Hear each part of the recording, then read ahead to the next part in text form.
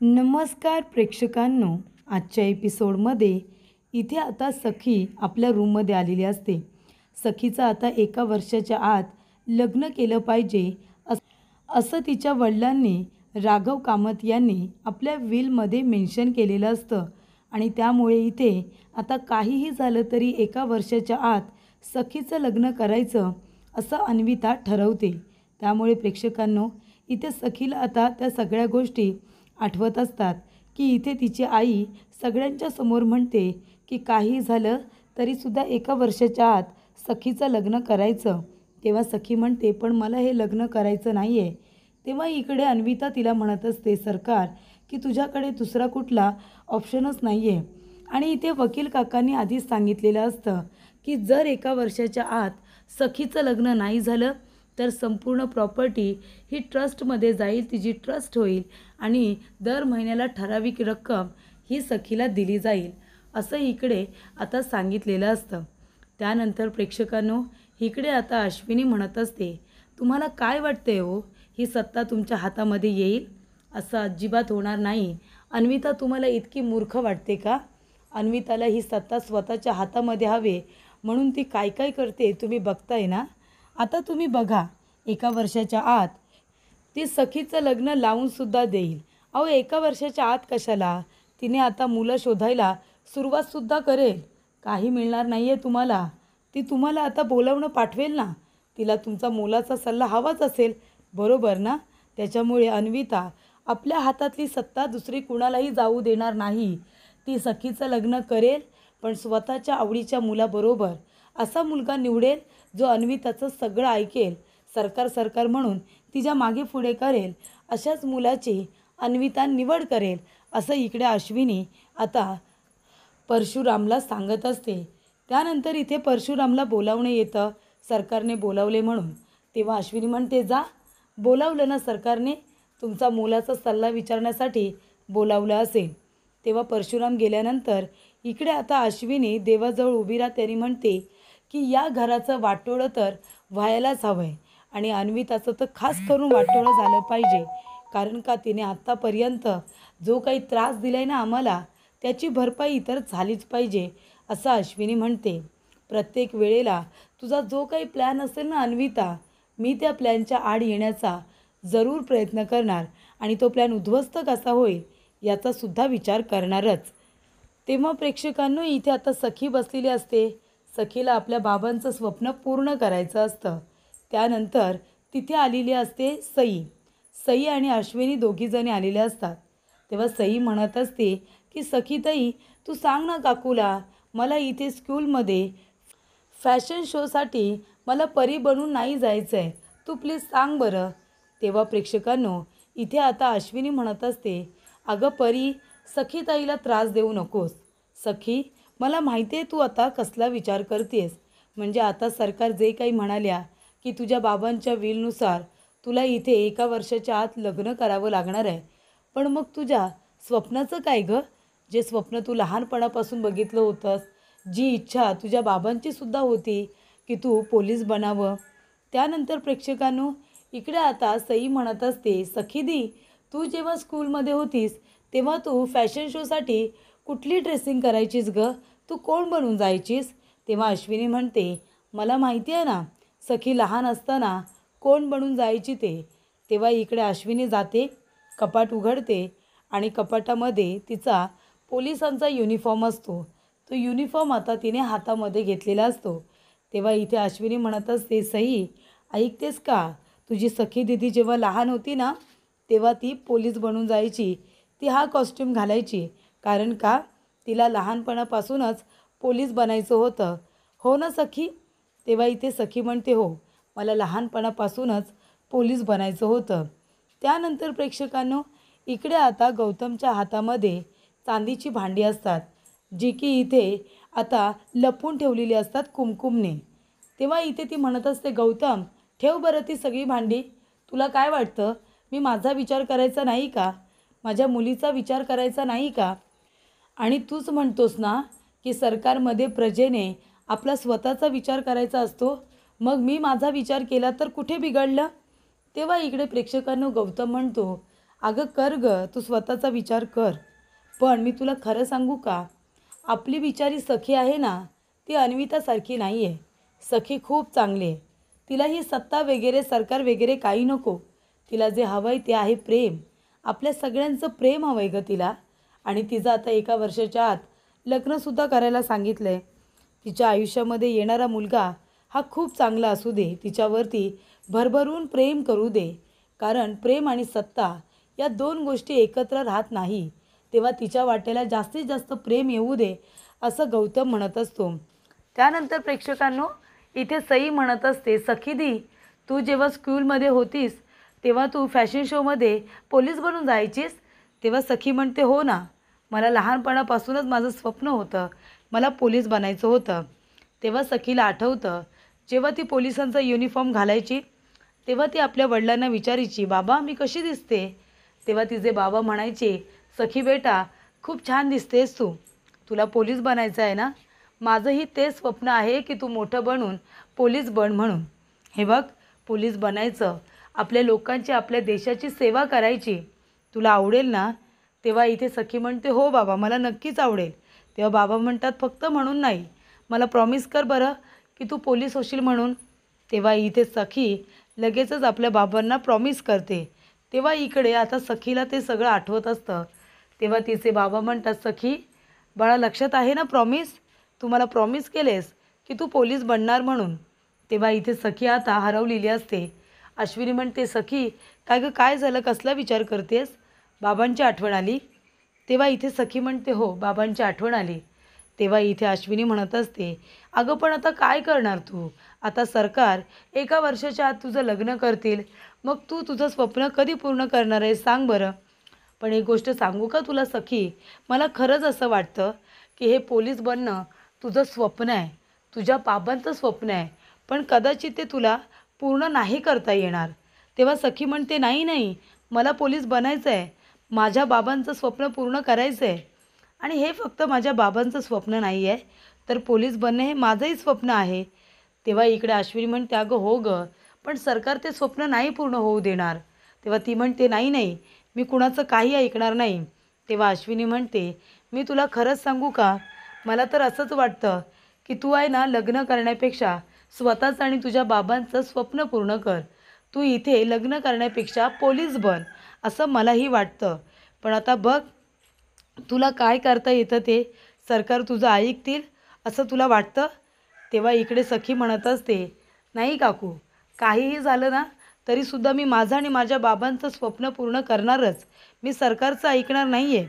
मला लग्नच करायचं नाही आहे, मला आधी पोलीस बनायचं आहे आणि त्याच्यानंतरला मी लग्नाचा विचार करेन, आधी नाही.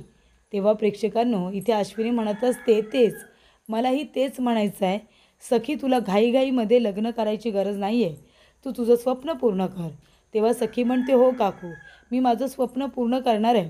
मी आताच्या आता जाऊन सरकारला सांगते की मला आधी पोलीसची प्रॅक्टिस करायची आहे, मला पोलीस व्हायचं आहे आणि त्यानंतर मी लग्नाचा विचार करेन, आता नाही, असं इकडे तिने आता स्पष्टपणे सांगितलेलं असतं.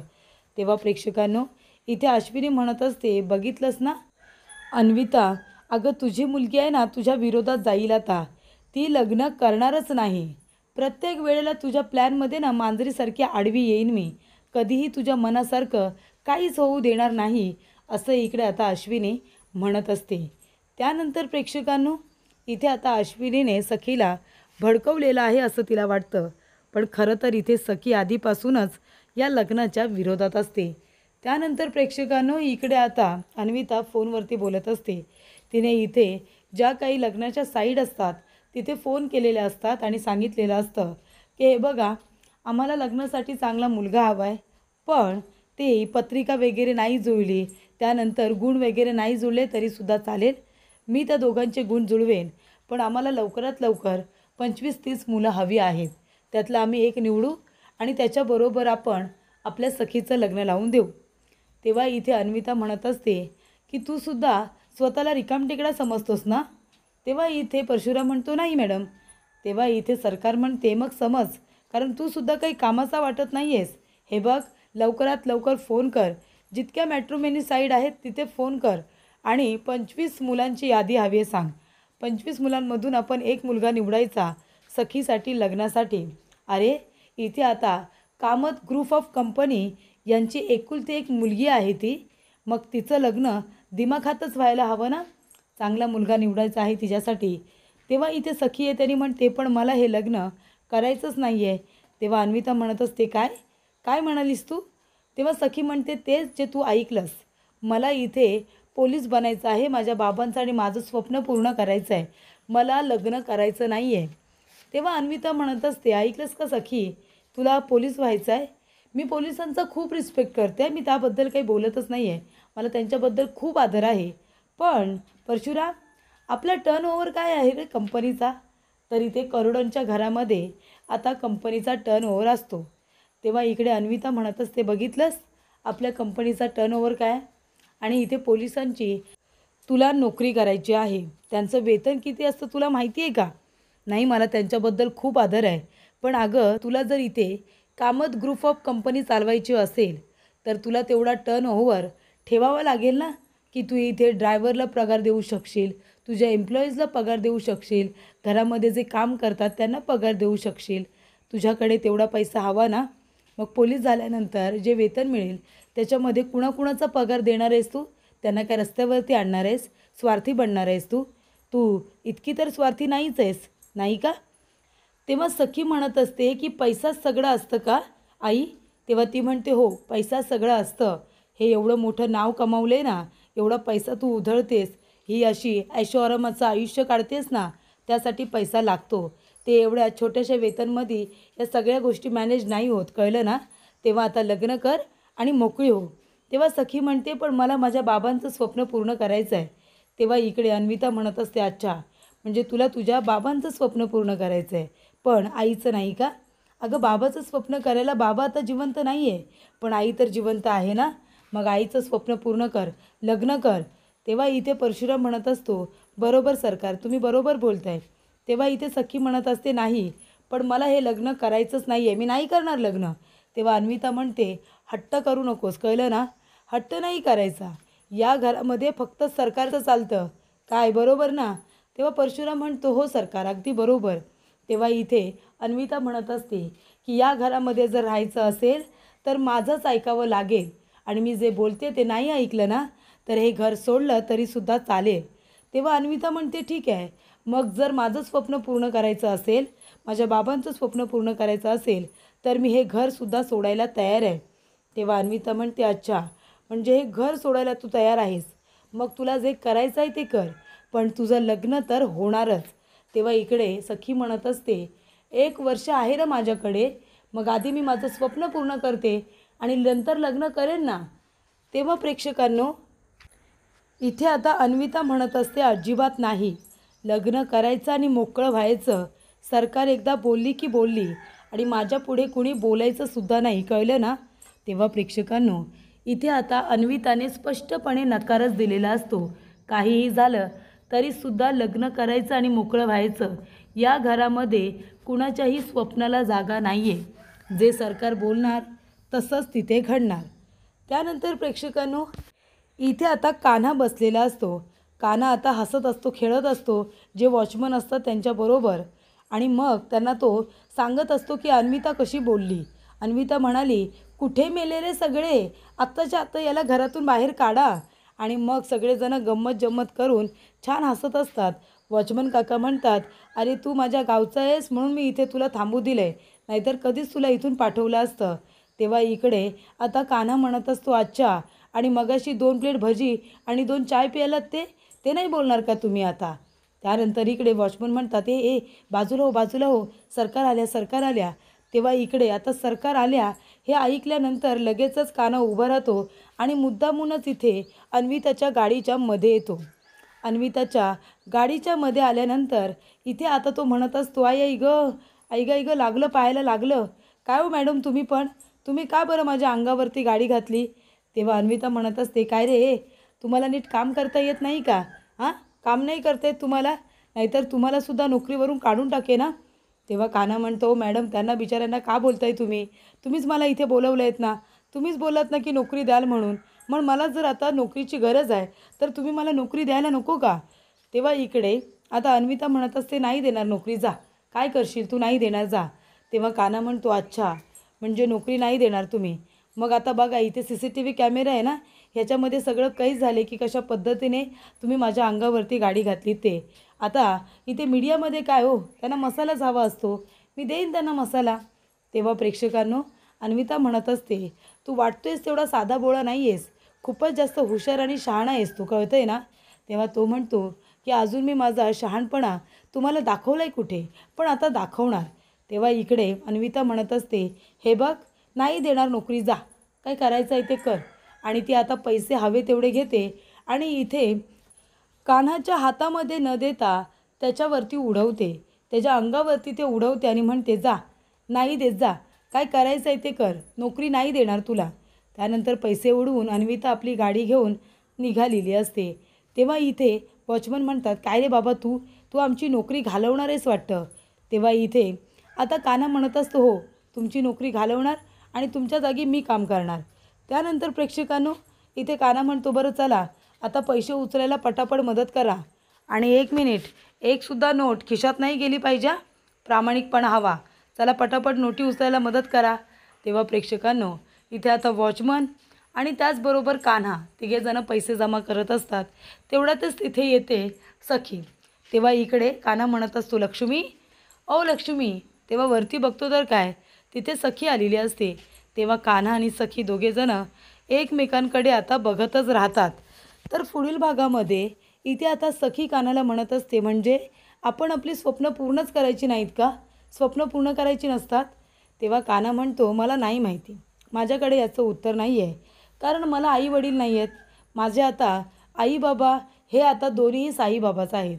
मला कधी काही टेन्शन आलं, कन्फ्यूज झालं तर मी साईबाबांजवळ जातो आणि मी उत्तर मागत असतो. तेव्हा तुम्ही पण जा तिथे, तुमच्या प्रश्नाचं उत्तर तुम्हाला मिळते का ते बघा. तेव्हा इकडे आता सखी 2 गोंड्याची फुलं घेते, एका हातावरती एक फूल ठेवते आणि म्हणते की जर मी लग्न करायचं असेल तर हे फूल पडेल, आणि एक पायावरती ठेवते आणि म्हणते आणि जर मी स्वप्न पूर्ण करायचं असेल तर दुसरं फूल पडेल. तेव्हा इथे आता स्वप्न पूर्ण करायचं फूल हे खाली पडलेलं असतं. तेव्हा इथे सखी घरी येते आणि आपली बॅग वगैरे घेऊन निघालेली असते घर सोडून जायला.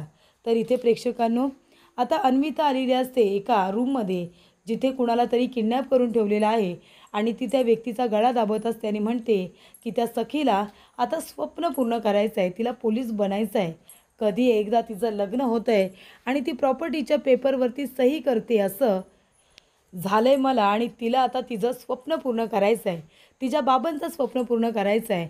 आणि ती त्या व्यक्तीचा गळा दाबत असते आणि आता आदळआफट करत असते.